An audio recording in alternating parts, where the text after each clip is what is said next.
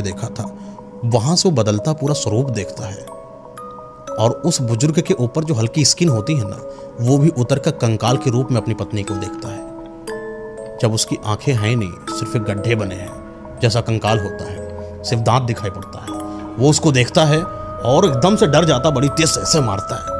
वो जम से जैसे लगा कि वो दूर जाकर गिरी हो।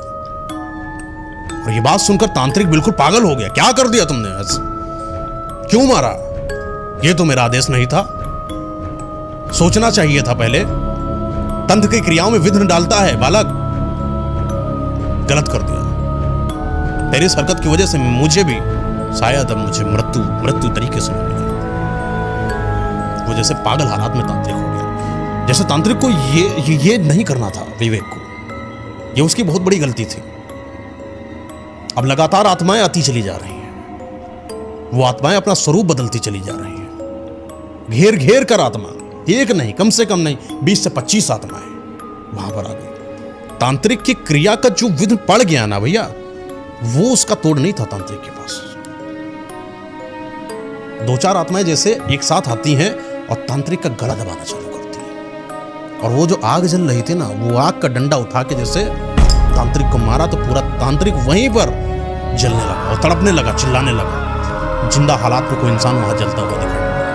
और ये बात बड़ा भयावह हो सकता है विवेक के लिए। इतनी आत्माएं और किसी जिंदा इंसान को जलते हुए विवेक ने पहली बार देखा। विवेक अपने आप को बचाने के लिए उठता है, अपने शरीर पर थोड़ा सा कंट्रोल आता है और वो वहां से भागने की कोशिश करता है।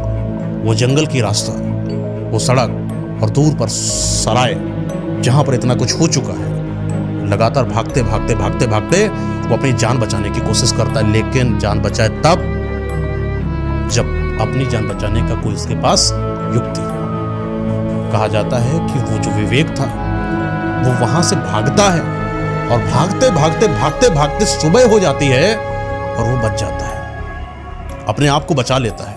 लेकिन ये जितनी भी चीजें उसके साथ वारदात घटी हैं, उसको जीवन पर्यंत कभी भुला नहीं पाया। ये बड़ा होता है, परिवार संभालता है, लेकिन कभी भी किसी को उस आजमगढ़ की तरफ जाने के लिए हमेशा मना करता रहा। और कभी भी इससे जब भी कोई चीज पूछता कि आजमगढ़ आखिर क्यों नहीं जाना चाहिए, तो यह स्टोरी उसको सुनाता। और इसी बीच में एक और आदमी था जो विवेक की इस पागलपन को बोलता था कि ये बेवकूफ है, कुछ भी बोलता है, उसकी बात को नहीं मानता है। उसकी भी नई नवेली शादी होती है और वो भी आजमगढ़ के लिए हनीमून के लिए निकल लेता है।